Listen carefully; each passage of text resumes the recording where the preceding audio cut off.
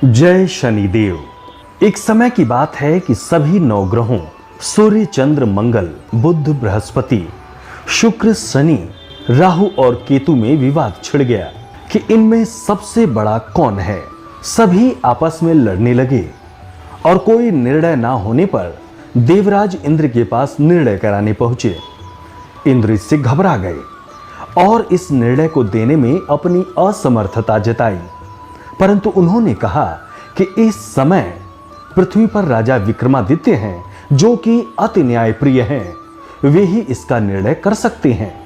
सभी ग्रह एक साथ राजा विक्रमादित्य के पास पहुंचे और अपना विवाद बताया, साथ ही निर्णय के लिए कहा। राजा इस समस्या से अति चिंतित हो उठे क्योंकि वे जानते थे कि जिस किसी को भी छोटा बताया वो कुपित हो उठेगा।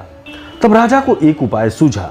उन्होंने स्वर्ण, रजत, कांस्य, पीतल, सीसा, रांगा, जस्ता, अबरक और लोहे से 9 सिंहासन बनवाए और उन्हें इसी क्रम में रख दिए।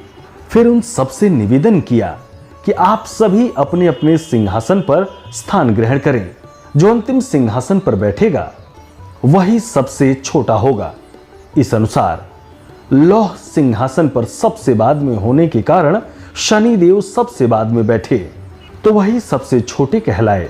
उन्होंने सोचा कि राजा ने यह जानबूझकर किया है। उन्होंने कुपित होकर राजा से कहा, राजा तू मुझे नहीं जानता। सूर्य एक राशि में 1 महीना, चंद्र 2.25 महीना 2 दिन, मंगल 1.5 महीना, बृहस्पति 13 महीने व बुध और शुक्र 1 महीने विचरण करते हैं, परंतु मैं 2.5 से 7.5 साल तक रहता हूं। बड़े बड़ों का मैंने विनाश किया है। श्री राम की 7.5 आने पर उन्हें वनवास हो गया। रावण की आने पर उसकी लंका को बंदरों की सेना से परास्त होना पड़ा। अब तुम सावधान रहना। ऐसा कहकर कुपित होते हुए शनिदेव वहां से चले गए। अन्य देवता खुशी खुशी चले गए। कुछ समय बाद राजा की 7.5 आई। तब शनिदेव घोड़ों के सौदागर बनकर वहां आए। उनके साथ कई बढ़िया घोड़े थे। राजा ने यह समाचार सुन अपने अश्वपाल को अच्छे घोड़े खरीदने की आज्ञा दी। उसने कई अच्छे घोड़े खरीदे व एक सर्वोत्तम घोड़े को राजा को सवारी हेतु दिया। राजा ज्यों ही उस पर बैठा वो घोड़ा सरपट वन की ओर भागा। भीषण वन में पहुंच वो अंतर ध्यान हो गया और राजा भूखा प्यासा भटकता रहा। तब एक ग्वाले ने उसे पानी पिलाया। राजा ने प्रसन्न होकर उसे अपनी अंगूठी दी। वो अंगूठी देकर राजा नगर को चल दिए और वहां अपना नाम उज्जैनी निवासी वी का बताया। वहां एक सेठ की दुकान पर उसने जल इत्यादि पिया और कुछ विश्राम भी किया। भाग्यवश उस दिन सेठ की बड़ी बिक्री हुई। सेठ उसे खाना इत्यादि करा के खुश होकर अपने साथ घर ले गया।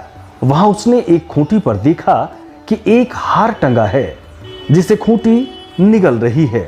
थोड़ी देर में पूरा हार गायब था। तब सेठ ने आने पर देखा कि हार गायब है। उसने समझा कि वीका नहीं चुराया है। उसने वीका को कोतवाल के पास पकड़वा दिया। फिर राजा ने भी उसे चोर समझकर हाथ पैर कटवा दिए। वो चरंगिया बन गया और नगर के बाहर फेंकवा दिया गया। वहां से एक तेली निकल रहा था जिसे दया आई और उसने वीका को अपनी गाड़ी में बिठा लिया। वो अपनी जीभ से बैलों को हाँकने लगा। उस समय राजा की शनि दशा समाप्त हो गई। वर्षा काल आने पर वो मल्हार गाने लगा। तब वो जिस नगर में था वहां की राजकुमारी मन भावनी को वो इतना भाया कि उसने मन ही मन प्रण कर लिया कि वो उस राग गाने वाले से ही विवाह करेगी। उसने दासी को ढूंढने भेजा। दासी ने बताया कि वो एक चौरंगिया है, परंतु राजकुमारी ना मानी। अगले ही दिन उठते ही वो अनशन पर बैठ गई कि विवाह करेगी तो उसी से। उसे बहुतेरा समझाने पर भी जब वो ना मानी तो राजा ने उस तेली को बुला भेजा और विवाह की तैयारी करने को कहा। फिर उसका विवाह राजकुमारी से हो गया।